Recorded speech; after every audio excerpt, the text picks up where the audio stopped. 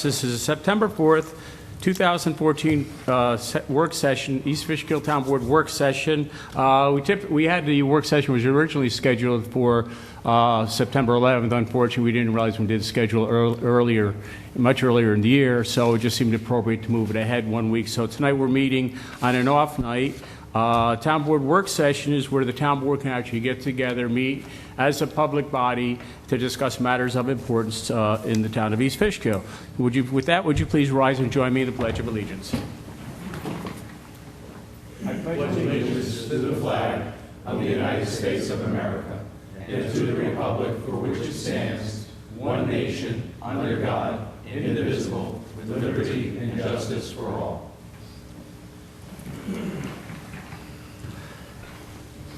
Great, thank you very much. Two quick announcements tonight. Camp is wrapped up, and Labor Day, Red Wing also wrapped up. And I would just like to thank Bill Green, Jan McHugh, Christina, and my secretary Gina, Brad Bangle, and Brad Westrick.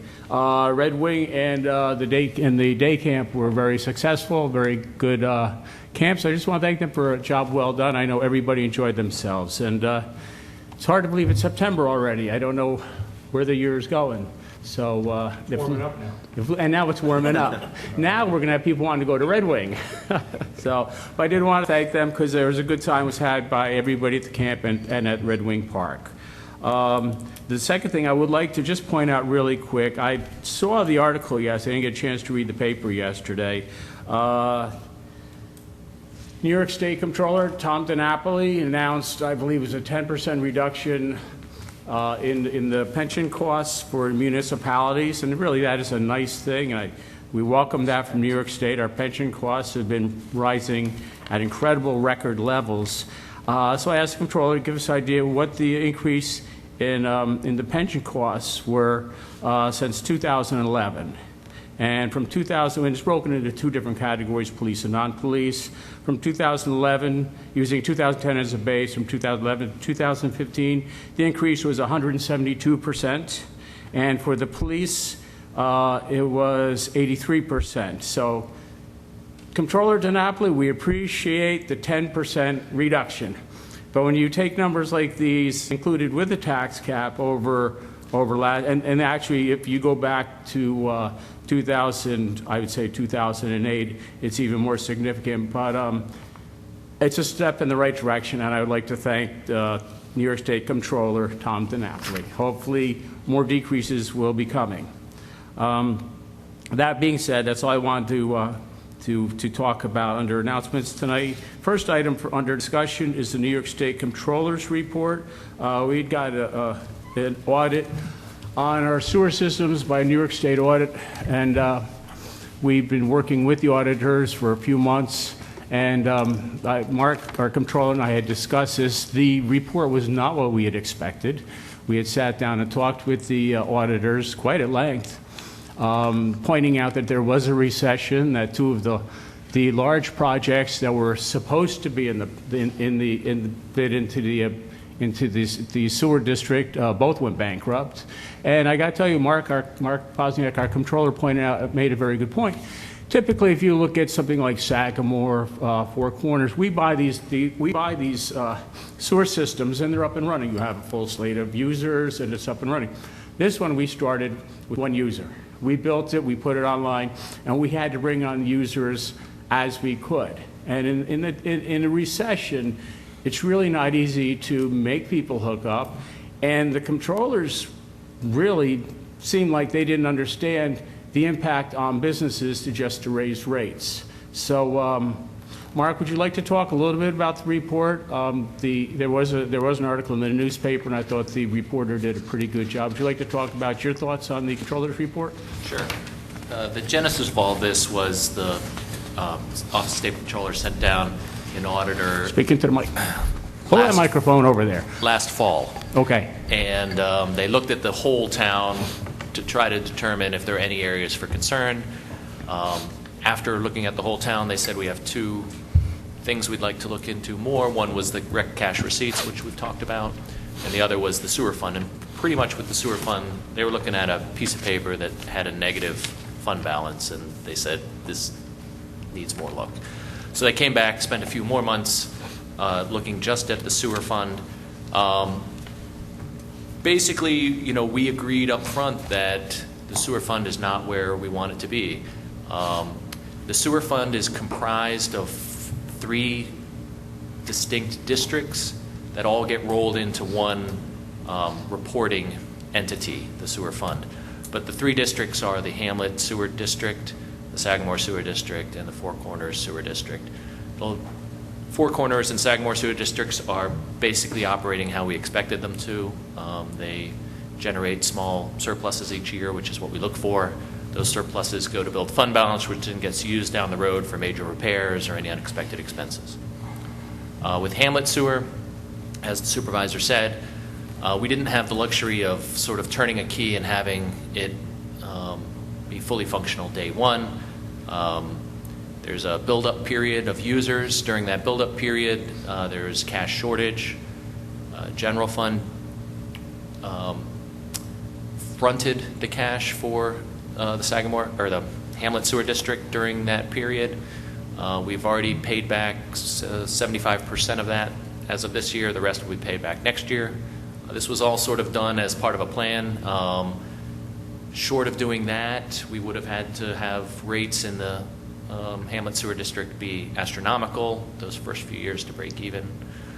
So I think there's some validity to the points in the audit, but I think they've sort of missed a lot of the key elements, which are primarily that the sewer district is growing and it ought to reach a point somewhere in 2015 or 16 where it's breaking even on an annual operating basis.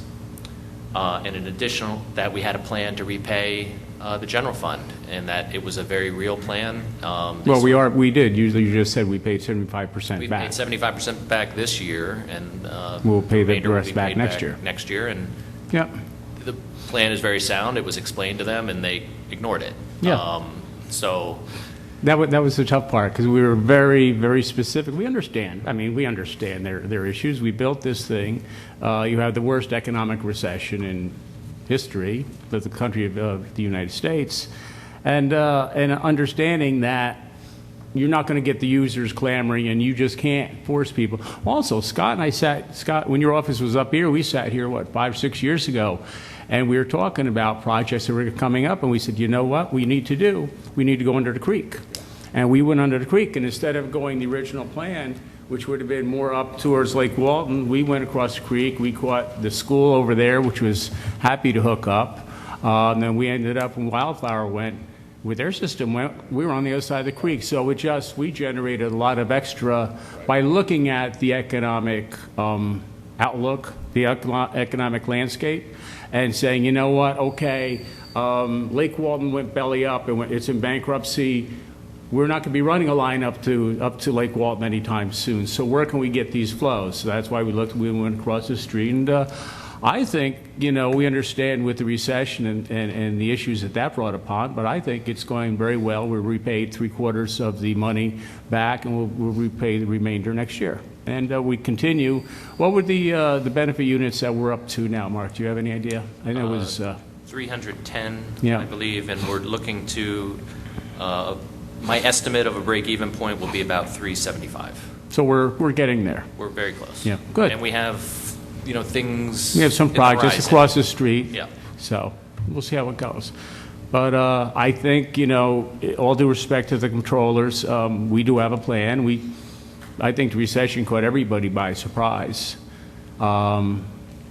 They've got everything, the building department, the housing boom was getting a little ahead of itself. But no, I think we're in good shape with our sewer plant. But I just wanted to point that out, and that's pretty much our response to the controller's report. So anything else, Mark? No, unless there's questions. Questions? Well, I'm going to ask the board. Any questions for the controller on the New York State Controller's report? I have a question. Sure. On page 13 of this report, Yes. on annual operating expenditures, Yes. if you could explain, from 2011 and 2012, it was 131 and 137 respectively. Then 2013, it spiked to 192.8.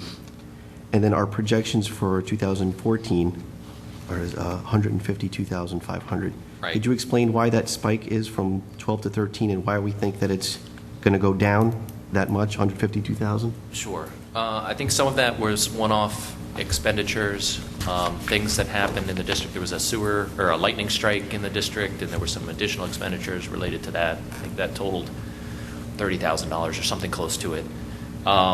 Additionally, we knew at the time these numbers were put together that we'd be changing operators, or at least it was planned that we would, and hopefully saving money there as well. So the 152 may be on the light side, but we will spend less than we did in 2013 for 2014. Now, again, the expenditures are going to ramp back up as we add more users.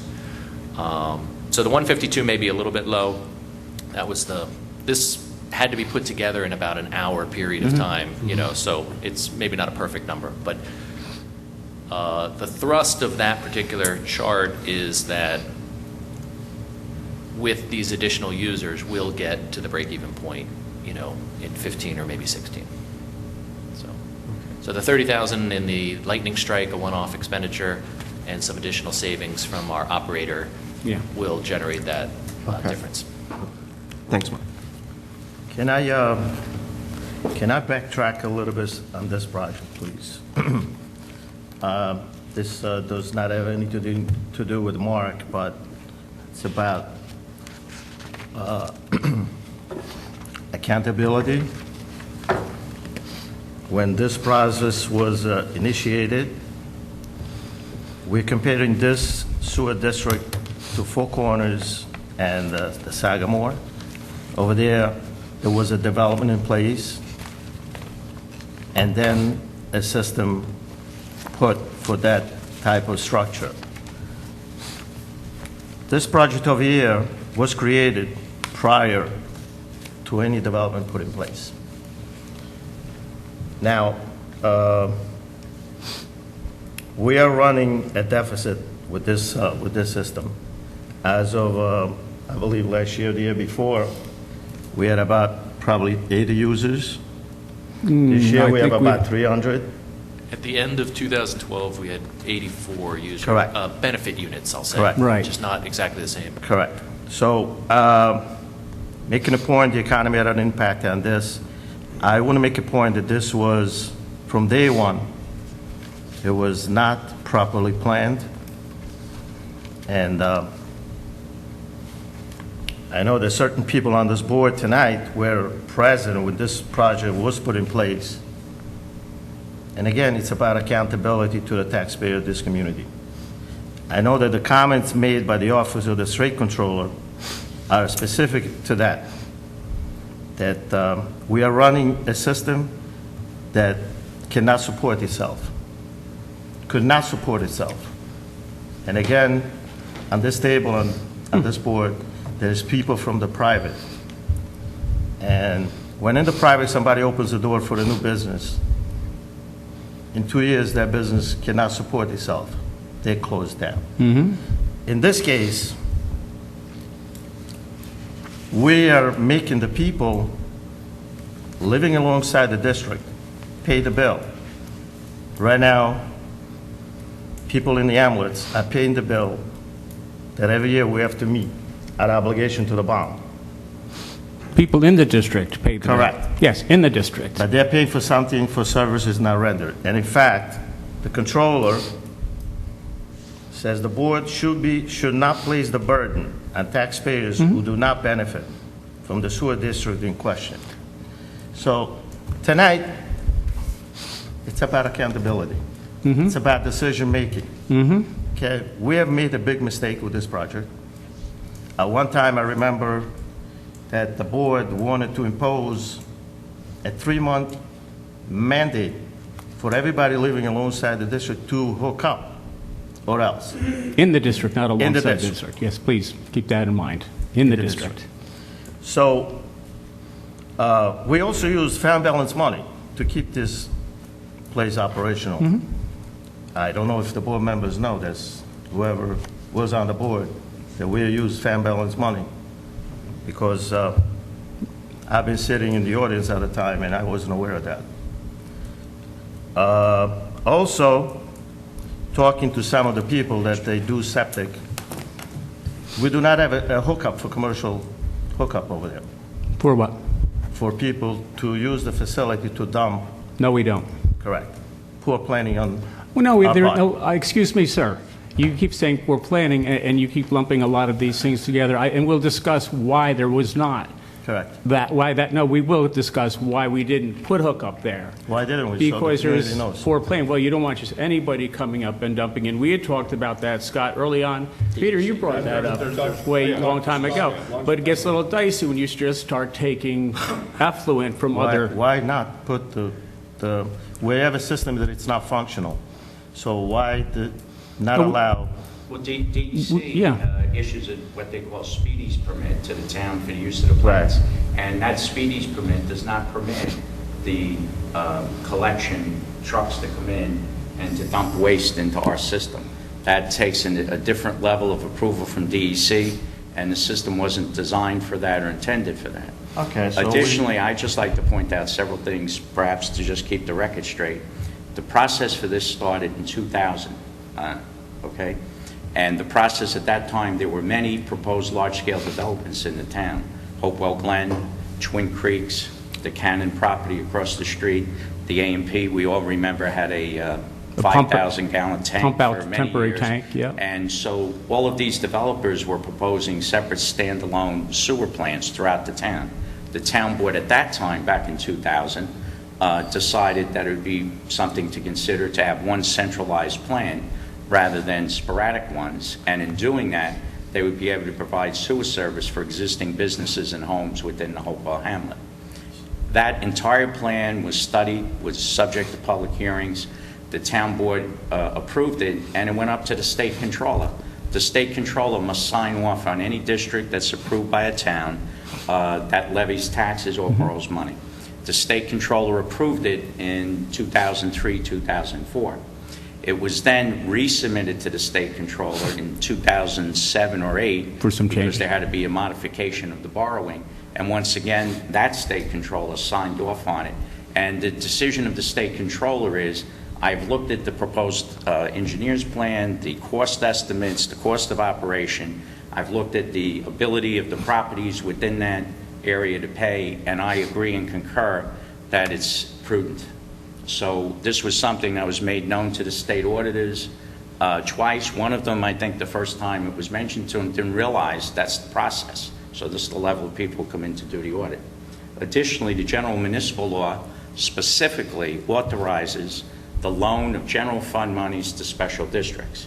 When Supervisor Hickman came into office, the water districts that the town had at that time had substantial debt owed to the general fund, about $700,000, $800,000. I think now Yeah. it's down to $100,000. Yeah, we cleaned up a lot of that.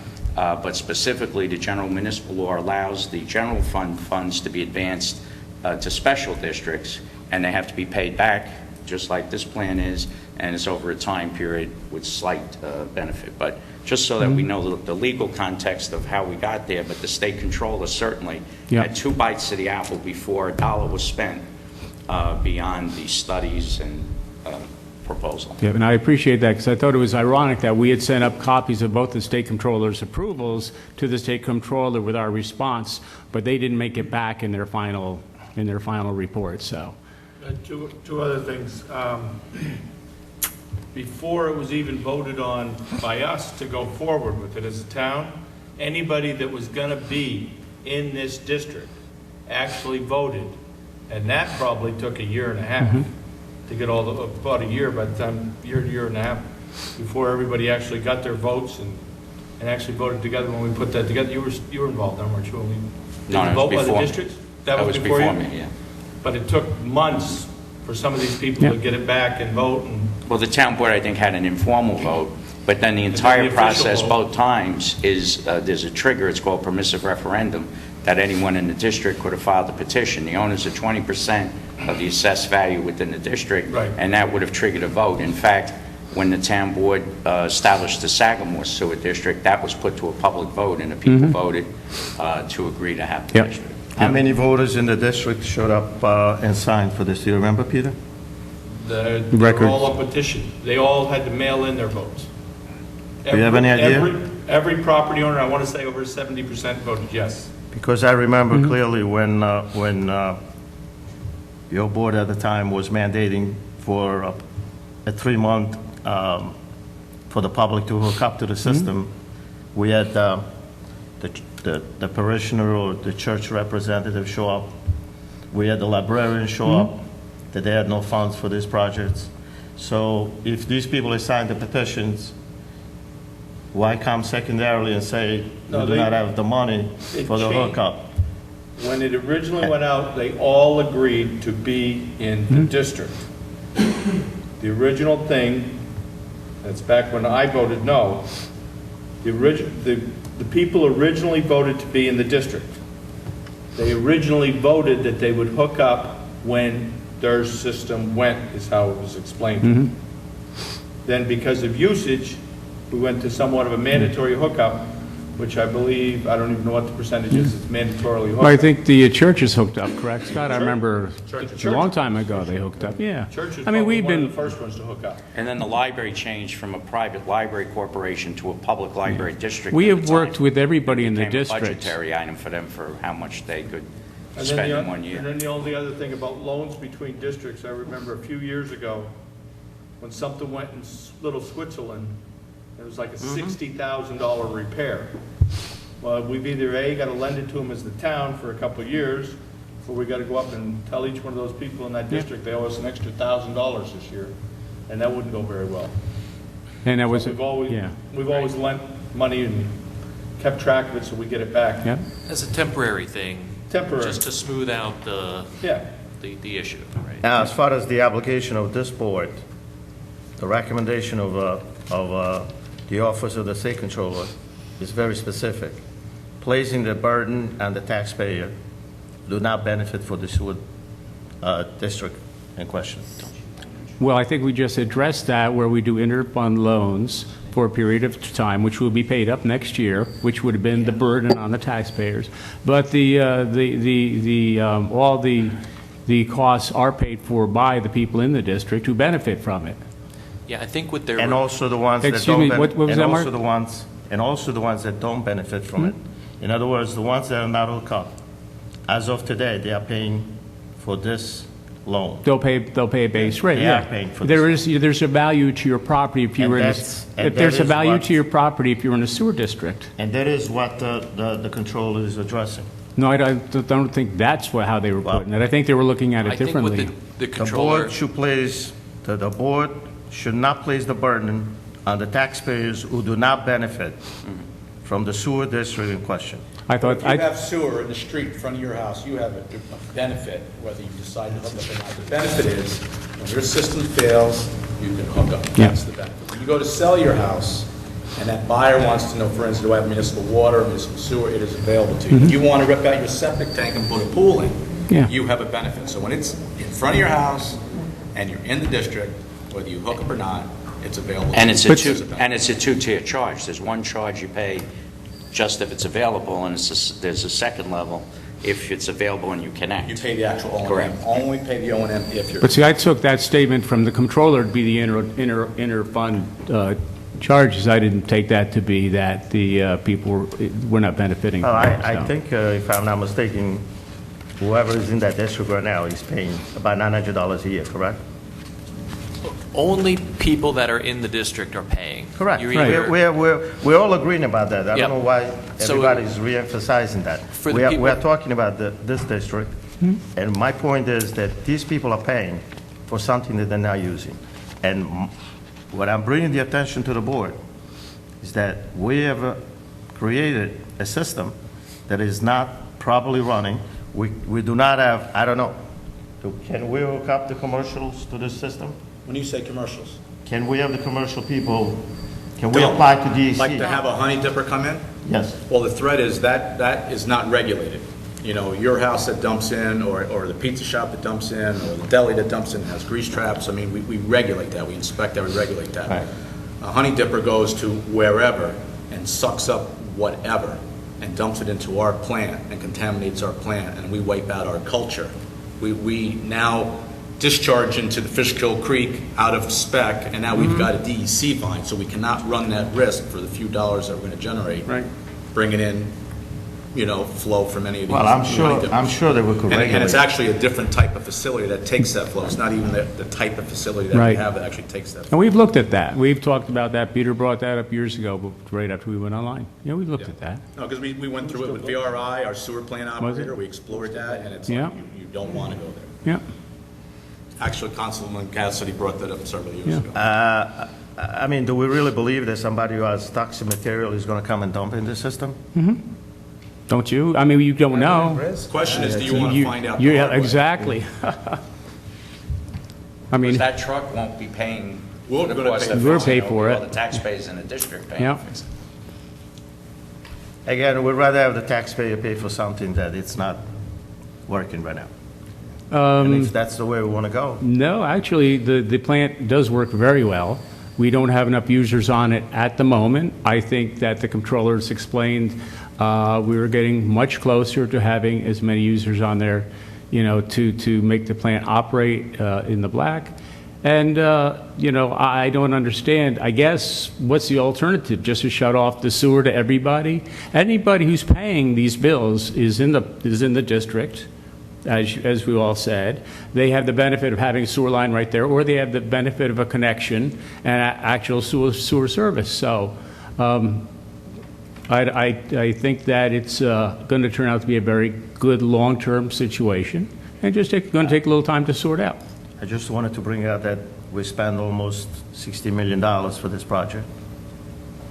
And So is I only addressed the fact that the planning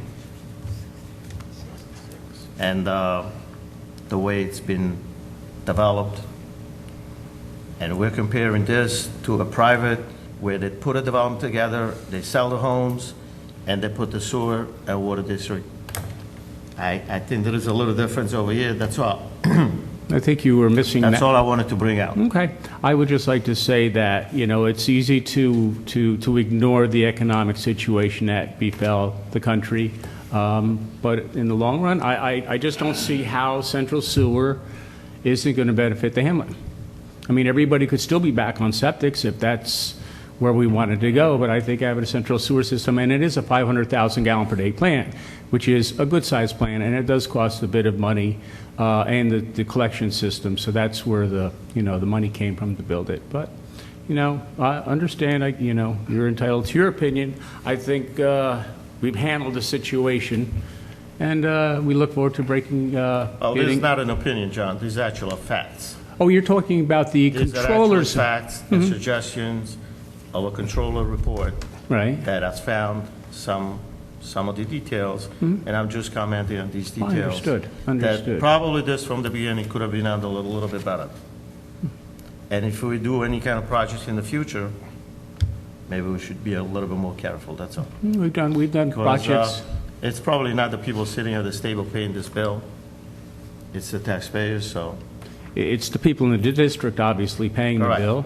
And it is, maybe some of the people sitting at this table are paying the bill. And we have also done projects since then that have been gone very well. So I would like to say, yes, I'd Scott. just like to add in comparison, if you look at Sagamore, again, a development that prompted the creation of that sewer plant, I think correct me if I'm wrong, are they paying about $1,800 a year?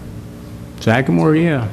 About $1,800, it was Yeah. 21, I think we Was got it 20, down to 18. yeah, you remember that? And we're at, what, 1450?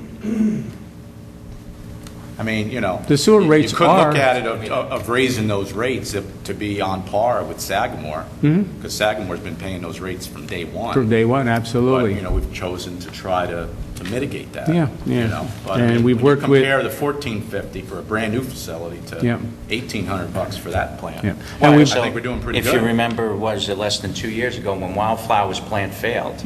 Was on the verge of failing. They did an analysis of replacing their plant, standalone plant, for 88 82, or 88 something, yeah, units. something like that. So we have 82 residents who own condos Yeah. there. And that versus paying their fair share of the cost of running the pipe down to connect to us and carry the plant, it turned out economically to be more favorable to them. And that was a private analysis that was done by the management company and the consultant that they had. Yeah. So they elected to become part of the Hamlet District. In Sagamore, the people came to the town because the private operator of the plant filed a petition to raise the rates substantially, it's almost $3,000 a year, because when it's owned by a private company, they're allowed a reasonable rate of return by the courts. And reasonable rate of return can be anywhere from 10 to 15% on top of all What the their other expenses operating were, costs. yep. So obviously, I don't think that the town wants to go out and seek these things, but I think in the benefit of the taxpayers, it does reduce their costs and stabilizes it and gives them a more responsive Yep, solution. absolutely. And that's why we do, some of these systems we do get to benefit the public, so. Yeah, and to Any- the point of having to pay like Presidential Way. Presidential Way is a water district. Oh, my but goodness, you remember that? They were bringing in tankers, some Yeah, people. they had no water. So, I mean, and it was intermittent, as it is oftentimes the case. This guy has water, this guy doesn't have water. But you don't set up a boundary that way. You don't checkerboard a district. You You do the basically- district. You take the perimeter, you Yeah. include everybody. So now everybody on Presidential Way is paying their fair share of benefit of debt Yeah, to put the pipe in the ground. Not everybody's And hooked up. only those who elect to hook up are paying the O&M. Right. But it's a benefit to everybody on that street, should their well dry up tomorrow, or should the next person who moves in want to have the security of municipal Yeah, water. it's that there. That it's available to them, so. Okay. And not every case does everybody automatically hook up, but they still pay their debt because it's available to them Yeah. on the street. Mark, another question. Do we have a form of payment, repayment back as far as the fund balance? I see that was addressed also in the report, I don't know. that says town officials use the best case scenario in calculating when the operating surplus would occur. Regardless of this projection, the sewer district still remains in a deficit position and being subsidized by the general fund. And above that, they say town official did not provide a formal repayment plan Yeah. during their audit. So do It's- you, But we It's did. just not true. We talked about it numerous times. In their initial report, they claimed that we hadn't increased benefit units at all. And so I provided the auditor with the email I sent her. In addition to that, she had all of the billing that we had done for a 4-year period, every single quarter's worth of every single bill. They had all of the benefit units, and as they increased over the years, but they claimed in the report that there was no increase. When we brought all this stuff up, they're like, "Oh, really? You told us that?" Yeah. It acted like they'd never. Which heard is this surprising, stuff. So because, again, and I would just like to repeat, we talked with our auditors about the situation, what we were doing. we laid it all And out. it seemed like- They accepted what we said. They didn't ask for more information. So at the meeting, they said, "Well, can you give us something to confirm what you've told us?" And I said, "Well, I've told you it all before, but I will." So that's what I say to Tom. I had about an hour to put together this piece of paper here to send it in under the assumption that that would satisfy them. We never heard back. Never heard back. We waited and waited for the revised copy, and it just never showed up. I honestly think a lot of their comments in the second part are just attempting CYA on their part because they didn't like the comments That we sent. that we had to make. Yeah. so Getting we do back, have something in place, a formal repayment back? well, we have this, and then we have the actual payments that we've made. This explains exactly how it's going to happen over the next 2 years. They had this before the report was released, both verbally and written. I think what they're talking about is I'm projecting growth in benefit units. I told them where we thought it would happen, but we don't really know what the growth will be. We just know that there are developments on the horizon. If they come through, they'll increase our benefit units. So they never questioned that. I told them the plans that we had. They Yep. never once said, well, can you show me the planning documents or, something to give us more confidence that these things. I didn't get questioned on it once until in their comments they say, okay, they have a plan, but they never proved it. So it was never once asked me, can you give me more confidence that these benefit units might come on, over the next couple of years. We can, I think there's a lot of, Councilman Marinello, Yeah.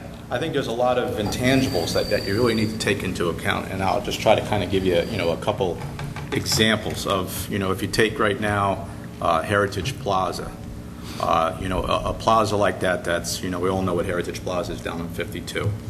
You have a little septic area, you have a massive building. What has often happened in the past is that when they're developed and designed, they max out the square footage, but they don't max out the septic proportionally to allow for, an appropriate number of restaurants, delis, and things of that nature. So what happens is now restaurants want to move in, they don't have enough septic capacity, and it really stymies the ability to rent those plazas. It's happening right now up in Summerlin as well.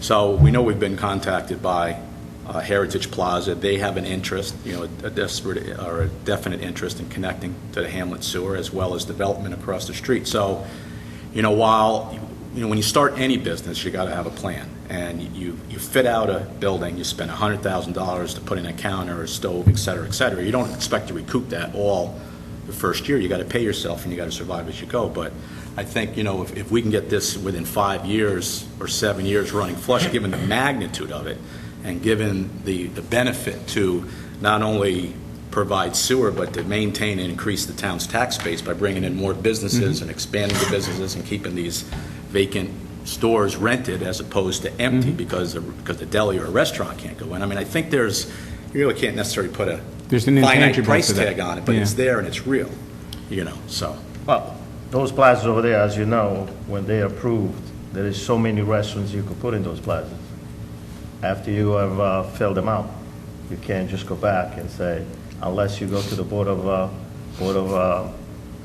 Health. Well, for and ask instance, for instance, I mean, we see it both near the hamlet and outside of the hamlet. I know at CBS Plaza that their hands were tied bringing in more restaurants until they were able to connect to the Right. hamlet sewer, so they couldn't wait to connect to the hamlet sewer. And I know in the case of Heritage, if they only dedicate 5% of the square footage to restaurant space, which is what happens, okay, and now you want to get 3 things going on in there, which can happen. You can't rent it. We're seeing that at Summerlin right now. I'm not disputing that the system in whatever amount of time, it probably will come into play.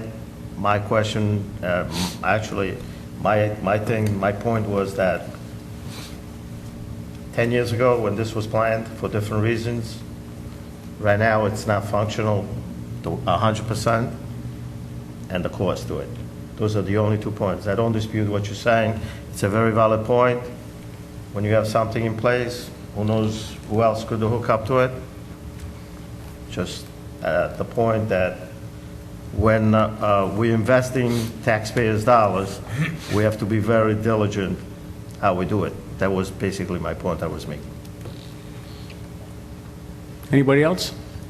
Well, I guess my only comment would be for the comptroller is nobody has a crystal ball 10 years ago or now, so we don't know exactly what's going to happen or how many users we'll get, but we have our plan in place that we need more users and try and get. So I see from 2011 we had $131,000 deficit. So for this year we're running a little bit over 10,000, 11,000 and change. So I mean that's over $120,000. Yeah, we're getting there. We're almost there. Yeah. We're almost there. And So, if the I mean, economy that's picked up encouraging. real estate-wise, you got Hopewell Glen already approved, they're in construction. Yeah. That's 100 and some odd homes that are benefit units Yeah. into the system. And when the town Oh, board in the Hopewell Glen, past right. looked at this, they also considered the environmental benefit. Of having Isn't it one better to plant. have one treatment facility rather than several facilities all over the town discharging. Which was the original smaller- plan. Smaller Yeah. creeks and everything. So from an environmental point of view for the town, it certainly was something to consider. And don't forget, we had Lake Walton, which was 92 units. Yeah. Received preliminary approval, the economy tank. Went bankrupt. Yeah. Otherwise, they were ready to connect it. Yeah. So, WCI across the street. If the economy didn't crash, things would be, A little bit different. everybody'd be flush. Yeah. So exactly. So I guess also you could say if the county had good water, we could have sold more units, they could sell more units at Hopewell Glen, and we could have been even longer ago. Right? All righty, any other comments on the Comptroller's report? New York State Comptroller's report, not our Town of East Fishkill Comptroller's report. All righty, thank you very much.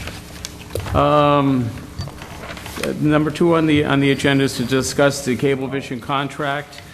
We did set a public hearing, I believe, for the end of this month. We'll be having a public hearing on the Cablevision proposed contract. Again, I just have to point out that, and we've been looking for this for a while. Mr. Supervisor, I'm sorry to interrupt, Yes. but because of my employment, I need to recuse myself from this discussion. Oh, absolutely. That'd be very appropriate. Would you step outside? And Peter, when we're done with discussion number 2, Lock them out. we'll call him back in, please. Call him back in, please. Thank you. Thank you very much. That's very prudent.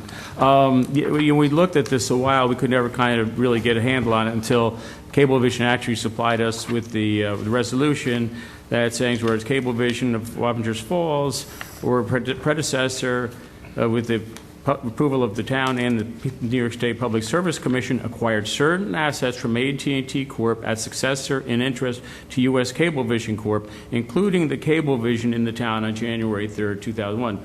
So, and we've had Verizon actually come in and say, gee, would you mind if we came in and we would, like to, serve the town? And I said, absolutely. We have no problem with competition. But when they see that they would have to put all these cables where Cablevision already owns the cable, has already paid for all these cable that's on the poles, they never seem to return. We're more than open, and I believe, Tom, in the new contract, This is a non-exclusive franchise, so we can have Exactly. 10 cable companies. anybody can come in, and we would welcome them all. So what kind of terms, we don't get a lot of flexibility in the contract itself. Just a little tad of history is, Sure. I'm going to age, but 36 years ago when I started in municipal work, cable companies were just coming into play. So at that time, nobody regulated it except the town. Then the state got into it and set up at that time a cable television commission, and the FCC didn't really figure out this for a long time. But the original intent of the franchise agreement was to actually force the company to build the system, because the experience had been in the beginning that they would come in and they would put the system in the highly populated area of the town, and that the people on the fringe areas weren't going to get it. So the original agreements, if you looked at it, in fact, the other evening, former Supervisor Patton mentioned it. Yeah. They used to have an actual schedule showing areas of the town that would be built within certain time periods, and they were forced to bond it, etc. So then, of course, as time went on, they built out the systems. The FCC decided, you know what, you can't, and also the original franchises said how much. You could say what kind of programming was mandated, etc. But then the FCC deregulated, and they said you cannot set the prices, you cannot regulate the program, that has to be allowed to the free market. So that was taken out. Right. We used to provide for senior citizen discounts in programs, mandated. That FCC, there was a case, you can't do that. That's part of a business. If they want to offer it as a business decision, that's fine, but the town government can't mandate that. Then it just went on and on. The quality of the programming, the signal that the FCC allowed for a while to be regulated by the state. Now it's really federal standards, but the state can monitor it. Mm-hmm. So in New York State, we no longer have a cable television commission. It's merged in with the Public Service Commission because their role is so minimal. And so this agreement, if you look through it, it really is setting the relationship or continuing relationship between the utility, cutting our streets, putting cables in our streets, opening them where necessary, et cetera, and it has rules and regulations for that. It provides that they're going to give certain free drops to all community, all the schools in the town, the library, the town facilities, and it also provides that they're going to allow the municipal channel, Channel 22 here in East Fishkill. That's the guy over there. Correct. So that's all what's provided in the agreement. The agreement is a 15-year term. If the town board approves it, it goes to the Public Service Commission for a certificate of certification that it complies with the appropriate laws. And another condition of this agreement is that the Cablevision would provide us with a budget of $50,000 for updating the equipment on our studio part of Channel 22 immediately, and then after 5 years, an additional $35,000 for equipment purchases, microphones, cameras, things like that. Right. But the important things here is that it's non-exclusive. That means that if Verizon decided to come in, they could. As most people in the town know, most of us are serviced by the Frontier phone company, so they are the primary phone provider and service provider. Verizon, in my experience with another municipality, usually comes on when they have the telephonic franchise in the area, which is from the state.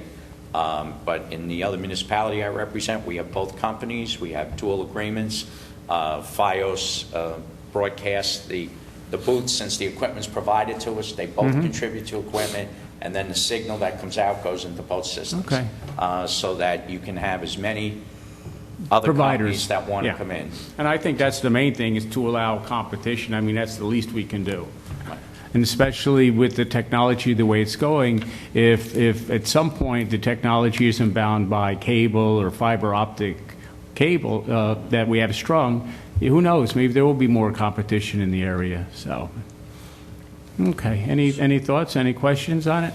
So, Tom, this is See, non-binding. oh, I'm sorry, I We thought Nick award wanted to this say something. contract, and if in case 3 years from now, a company decides to open their doors in East Fishkill? Right, it's non-exclusive. Yep. The franchise is non-exclusive. The only thing is that you can't have another company come in and give them better terms than They'd have to have the same They have to have terms. the same terms. So if you're requiring this Cablevision to maintain a certain level of insurance and to run their wires in a certain way, you have to treat the other company the same way. Equally. You can't give them a benefit better than what you're giving Cablevision. Okay, did you want to ask a question, Nick? Yeah, so the maximum we can get is 5%, right? That's a franchise fee That's the charge. franchise Right. fee. Now, is that only for cable television? Because they have 3 streams of revenue: cable, phone, and internet. Right. So this is the big, and that would- right? Yeah. That had been one of the discussions that we had this past year over recognizing revenue. Right. And they've spoken with their attorneys, and they provided us with their thoughts on what revenue is, as per this Now, don't agreement. they all go in the same cable, right? Well, but you're dealing with different laws. You're dealing Okay, with different. that's what I'm Right. saying. I want to get the most for the town that we can. That's right. It's just cable-related services. Right. So cable equipment that you need for the the viewing on your TV essentially, or, So then the internet they're getting, they're making out. You can't subject that to, you charge on the cost of the equipment, things like that, but you can't do it on the phone part of it or the. Or the internet. Yeah. Okay, And that it's- was my and then question. the revenue definitions are defined by the FCC, which is one of the clarifications to be. And in the contract, did they provide anything about upgrading the infrastructure? I don't, Yes. well, they did originally. Yeah. Yeah, No, I think there- it's there is- $80,000 Was that in there? over the period of a chunk of 50 and 30. No, Oh, you're that's talking all about right. that. He's talking about generally. In general, sharing town-wide. systems. Well, they have to meet the minimum standards of transmission quality that the state has. That's the one thing the state, what happens is sometimes you'll see these little trucks parked with a wire up into it, and that's actually the Public Service Commission people come and they do tests about the strength of the signals, et cetera. So in that regard, they're monitored, or if you have a complaint about the quality in a certain area, the Public Service Commission has a crew that will come out and do that. Okay, and is there any difference between the last contract and this contract? Not really, except we're getting more money for the For equipment. studio, and it's modernized, much clearer franchise fee definition. And we will have a gentleman actually from Cablevision will be here representing the company at the public hearing to answer any questions as per Okay, that's Cablevision. good. And even though it's not exclusive, can we change that 15-year? Because 15 years is a long time, or is that a standard? It had been customary to do 10 years at a pop, but most of the companies around are renewing at 15, only because it's so limited as to what you regulate. You know, it's not like There's you're not a going to lot. be negotiating rates again or something that more maybe, generic you than know, what we do. change. It's really gotten very minimal and very stable as to what you can do. Okay. Okay, any questions, Peter? No, no, I just understand, because I know a bunch of guys that do work for the other company that everybody looks at and wishes they lived a mile this way or a Yeah. mile that way. Yeah, But they just all basically been telling me for the same reason. Yeah. It's gonna cost them hundreds and hundreds and hundreds of thousands of dollars to put that wire up, and they're Yep. very limited, and supposedly up north, they're actually bringing their employees down here because there is no more work up that way. wow. Well, and we often these calls here to the town hall because there are bits of East Fishkill that have Yeah. Verizon, the other company. Yeah. And we, you know, people say, how come we can't have It's Fios? right there. Well, if you go to Verizon, they come to us with a request Thing for a will let you- franchise. The town will agree to the franchise and they can do it. But I think that goes back to the fact that they're still, and I'm not an expert on it, but I think they're still building out their Fios system, and that they're developing it in the more densely populated areas and growing, because I Right. know it's pretty much all over in Westchester, and Putnam's getting coverage, so I'm sure it's around the corner. I mean, they came as far as like Topo Hill Road and Loma. Yeah, yeah. I think, does Loma have it? Wikipedia, they're on the Right in there, outside of Wikipedia's gonna Wikipedia, have it. right on the outside. So, and it's again, it's just an infrastructure issue, but who knows, because the way the technology is Bringing changing, in- it's if they good. get away from the You cable. do get competition then because the rates, you get two people offering the Yeah. same package, and it works great for Yeah. everyone, so. We'd love to I have don't think there's it. anyone in government that says, don't do it. No. Well, you still got competition. You can't force them to do it. Technically, you got DirecTV and Dish, if you want to put. Well, Okay. All right, and so we'll be having the public meeting on that. I invited a gentleman from Cablevision to come down and answer questions. I'm sure we'll come up. Any other questions on the Cablevision? Okay. Peter, would you go see if Tom, We really want to make. you're gonna have to bring it back. I know there's no voting, but you never know. All righty. Tom. I'm sorry. Mark. What the town supervisor was talking about before, the article, Mr. DiNapoli is saying that reduction Pension rates. about the state pension and everything. Do you, ballpark, how much will we be saving?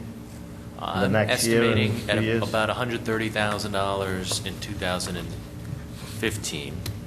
I think we'll see somewhere in that neighborhood, maybe 150 for the next probably 4 or 5 years. If Total? Is that total or? Each year. Each year. Adding another 150. I'm expecting rates to drop by, 2 basis points, so which works out to 10% this year. The percentages change, but probably for the next 3 or 4 years. So I'm hopeful, but it's largely related to the stock market performance, and so there's never any promises. Yep. We'll see what New York State does. We'll see. That's all. We can't count our chickens till they hatch, right? So, but hopefully that trend will continue without, go in the right direction, so. All right, do want to talk a little bit about economic redevelopment. Spoke with Michelle Robbins, our planner. She's working on the priority economic redevelopment zone over the IBM property over on Route 52. She took the old approvals and she went through them. We modified the permitted uses and setbacks and things of that nature. She will have copies, I believe, for the town board, if not next week, the following week. She's almost done with them. She just wants to go through a few more details. We need to make that site as flexible as possible, and we do have a public hearing on changing the permitted uses in that I-1 zone, the priority economic redevelopment zone, in October.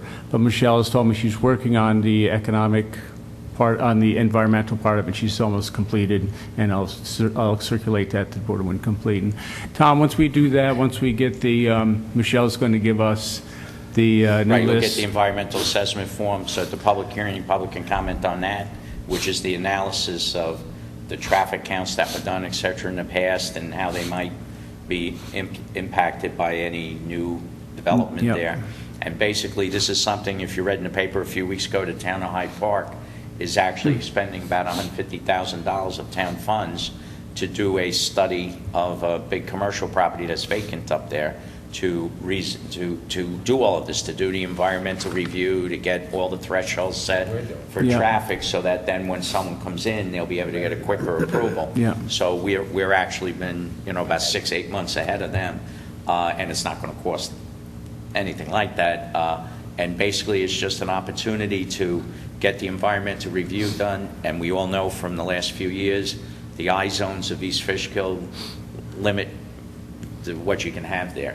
And a lot of times you get an inquiry for what I think most people would view like a storage facility or a data center where they store data, and that doesn't really fit under the current uses in the I zone. So this would open it up, and it would make it a site that's, because everyone who wants to locate somewhere wants to be in, yesterday. Right away. So this really would, they still have to go to the planning board, they still have to have a review of a point, but the big load of most of the environmental review will be done Ahead of for time. medium-sized, firms. If it's a huge complex that blows all the parameters that was set, that's a different Obviously, story. yeah.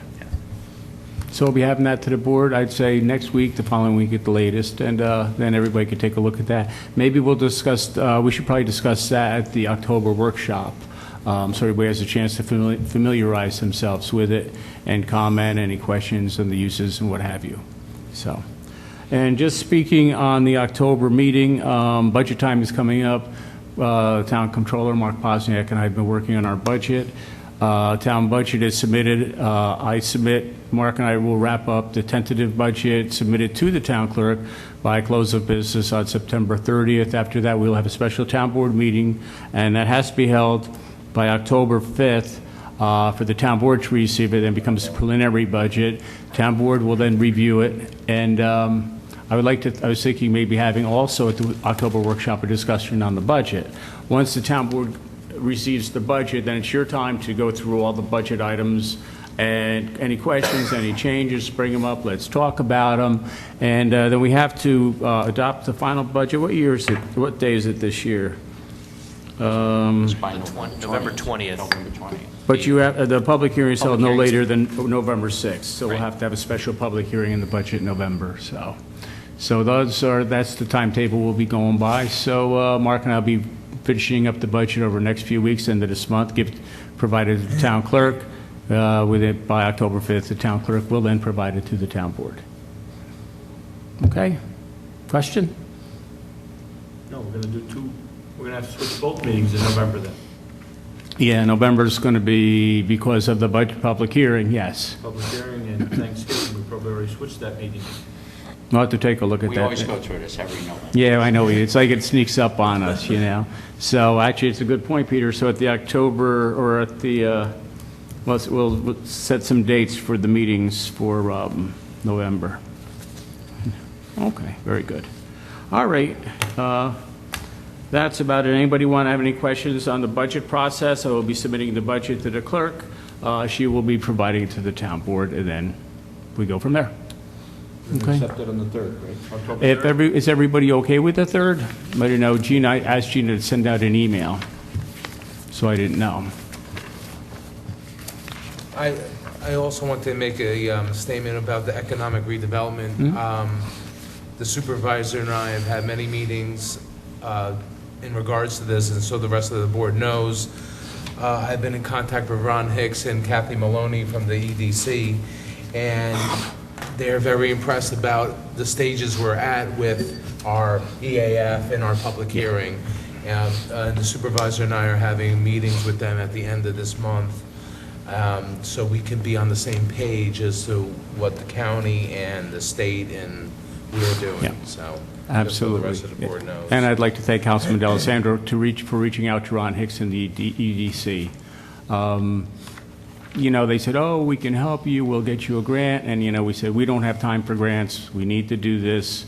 They talked about a 2-year time frame. We said, we don't have 2 years to wait around. So I do think that we're on the right track here, and hopefully it'll pan out. Hopefully it'll bring some economic development. So, and thank you, Councilman. We look forward to that meeting with the EDC. That'll be very interesting. All right, that being said, tonight I am going to ask the board to waive the liaison reports. We do have something, we have to move to executive session to discuss personnel matters. So with that, I propose move to executive session. The next town board meeting will be September 25th. And I did just want to make note that next week here at the town hall, we will be having September 11th ceremony out front. Starts at 6 o'clock. So everybody's welcome to attend. It's a very, very sad, solemn day, September 11th, and we will be holding an appropriate ceremony in the front at 6 o'clock next week. So, John, if I may, before we go into executive session, I wanted to discuss briefly with the board while we're over here a couple of things that I gave you a couple of documents. These are the applications for the Hillside Lake Dam. I highlighted the amount of money that we would participate if that grant were to come through. On the Lake Dam, we would participate about $93,750. And also the application for stormwater management remediation, the share of the town would have been $382,000. I know that there's been discussion in the past about taxes, this and that. Just quickly, if these grants were granted, where would this money come from? it's not typically, it isn't hard cash. A lot of times it's in-kind services. We provide services from the engineer, services from maybe surveying staff, engineering staff, legal staff. If we have pipes, things of that nature, if we have our own equipment, we often provide this type of reimbursement in what we call in-kind services. A lot of times it does not even require a cash outlay. Sometimes it does. So just to make a point to the rest of the board, I know that we had discussed, some people had brought the point that maybe taxes should be raised if in case the town would put some money forward to start some remediation in Hillside Lake. Not necessarily so. So we do not have to really go to that route, that we could use exactly what the town supervisor said to start some kind of work in Hillside Lake. Rather, the reason I bring this up is that there's been a lot of discussions. Some members of the board have been involved with the lake project.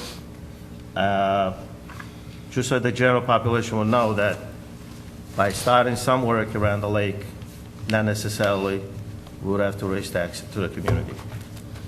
Also, the fact that we will be saving a few bucks from the pensions and everything else. Again, just making a point, you know. Okay.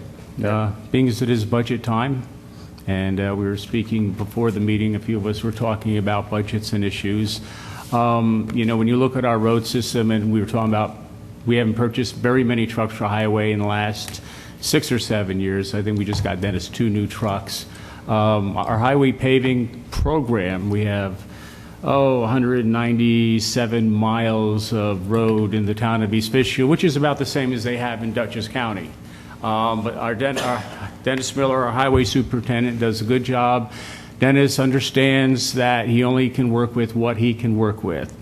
He's let me know and just realistically, we should be doing about $1.2 million, $1.4 million dollars worth of paving every year. So when the pension costs, say the pension costs in 2008, total town pension costs were $680,000.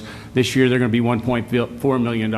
Now, more than that, Only 1.7. 1.7. So question, where does this money come from? A couple years ago, we changed our medical insurance plan. We reconfigured it. We brought in another company. Actually, we saved probably $250,000 there.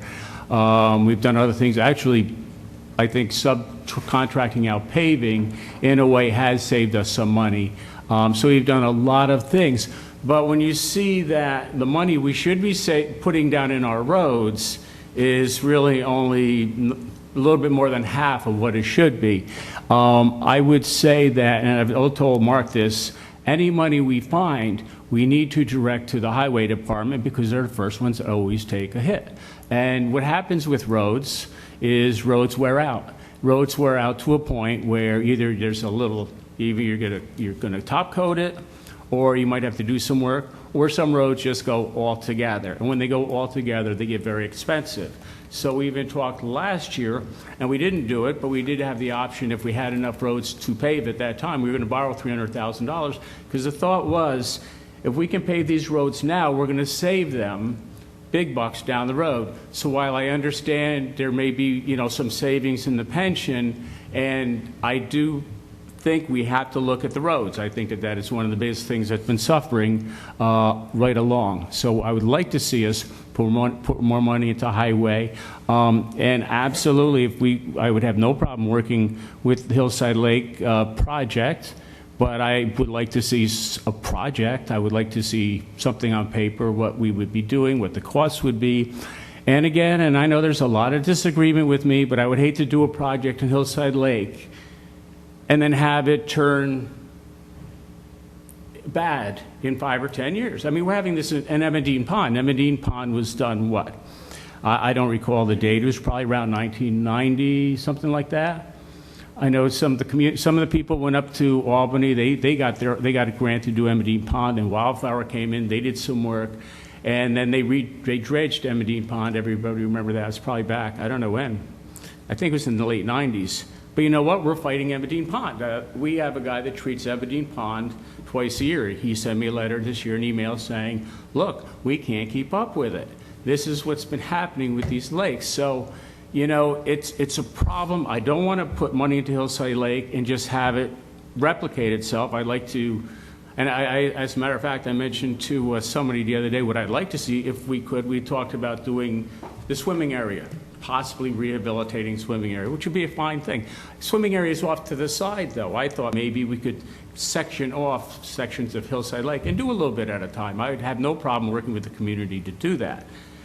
My concern is if you don't fix the problem, we might put, even if we put $1 million into Hillside Lake over the next 2 or 3 years, I just don't want to see it come back to be what it is. It's going to have to be a plan and a commitment, and you know, I would have no problem with that. But you're going to find money in pension savings.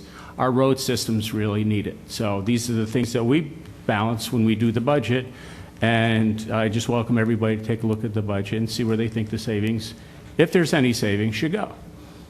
So that's all I've got to say. Yeah. Everyone always wants to spend any savings we find. No, but Before we even had it. I also remind you that my first goal is to stop appropriating fund balance. You know, right now we're using fund balance to balance our annual budget, and I'd like to say any savings we have conceptually to first get to the point we have an operating surplus, and to offset costs that are beyond our control. Just as a, you know, again, ultimately these are judgment decisions, but I Well, don't this is want what the to- board will be taking a look at. Yeah. So. All right, anything else? Well, I'd like to say Councilman? that, you know, any savings, of course, not to use fund balance is always, you know, better. But we have a hazard mitigation plan.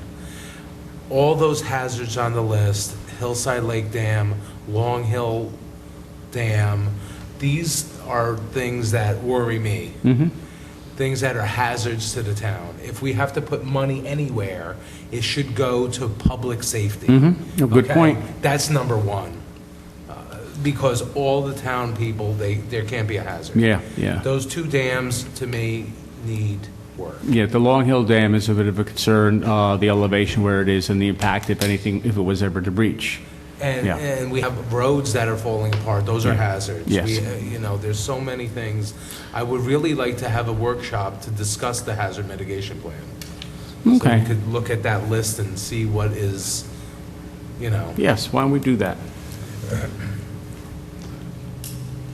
And actually, well, I'll see if I can get a list. Actually, we'll see if we can get a list to go together along towards budget time, if you want to say, okay, we look at this. But again, when I look at the budget and I see the big hole, honestly, is highway. And Dennis Miller, I tell you, he does whatever, you give him whatever money, he will do the best job he can, and he never complains. But he's right. It gets to a certain point, you're going to end up spending much more to rebuild a road than if you could just keep up on them, so. But I will take a look, Councilman, I will get a list of the hazards that are noted, and we'll get them out to the board. And we have to, you know, like with any household, you have so much money, you have to prioritize. Right. You know, at some point, I'm hoping the controller gets a little bit better with the pension costs. We would like to see the economy turn around a little bit. One of the things that Tom brought up, and I just shared this with you really quick, we watched the mortgage taxes. Mark, I get the mortgage tax revenue from the county, and I forward it to Mark, and we watch it. The mortgage tax is it's like a roller coaster, as Mark said the last email, an ugly roller coaster. It hasn't been good. Every time you think it's going to bust out, it goes down again. This will be our you know. worst year. Yeah, it's been very difficult. And I was talking with our attorney about it, and he said, actually, what you see is a lot of these government programs for refinancing houses, like the HARP program or any of these federal programs, to help the homeowner. They are not filing a mortgage anymore. A new mortgage. A new mortgage. There's no new mortgage tax. Yeah, so whenever they used to do a refi or something like that, there'd be a new mortgage tax. But they're doing, what are they doing now, Tom, an assignment? Then they're doing assignments from one bank to the other to cut down on the mortgage tax being Yeah. paid by the borrower. So we're seeing this activity, and everybody's saying, okay, the refis and all this stuff, but the federal government and the banks have really cut us out of the mortgage taxes. And who knows if mortgage taxes, I doubt they'll ever recover to the level they were. I hope they never recover to that level. That was back in the boom years, but I mean, we'd like to see it come back to a decent level, and you know what? It may not. So these are the things that we have to look for. This is why the priority economic redevelopment zone is so important. The only way we can really do the projects we need to do is to expand the tax base. Once you expand the tax base, then you can do the things you need to do. So it's kind of, and I think we're on the right track. But right now, it really is going to be prioritizing, and we'll see how it goes. So anyway, I will be done wrestling with the budget at the end of September, and then the town board can wrestle with the budget. Shortly thereafter, we'll have a workshop to talk about it. All right? Sounds good. Okay. Everybody's good? Adjourn to executive? Yes, we have to adjourn to executive session and discuss a personnel matter. So thank you very much. Next town board meeting is the 25th. Peter, when is Community Day? 13th. The 13th. September 13th. What time does it start? 11:30, parade starting. Very good. Great. Thank you, everybody.